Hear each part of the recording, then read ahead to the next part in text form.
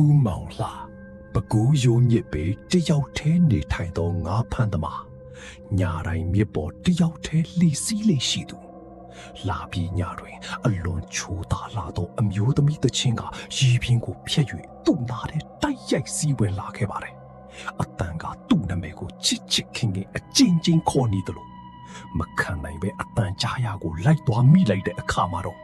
မိသူမှမရောက်ဘူးသောမြစ်ကွေ့တစ်ခုတွင်ရှေးဟောင်းရေနှကြောင်းတစ်ခုတွေ့ရှိခဲ့ရပါတယ်ထိုနေရာတွင်စိတ်ကိုဆွဲဆောင်နိုင်လောက်အောင်လှပသောရေနှသမီးရုပ်တုရှိနေပြီးစပင်တွင်ရွှေရောင်ဆန်ရက်တစ်ခုတတ်ထားတာကိုပါတွေ့ရပါတယ်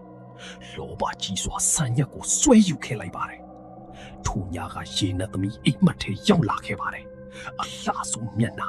သူ့သောမျက်လုံးများကလူမျက်လုံးမဟုတ်နူးညံ့သောအတန်ဖြင့်သူ့အုံနောက်ထဲတိုက်ရိုက်ပြောလိုက်တယ်လို့ရှင်ကျမဆန်ရက်ကိုယူသွားပြီ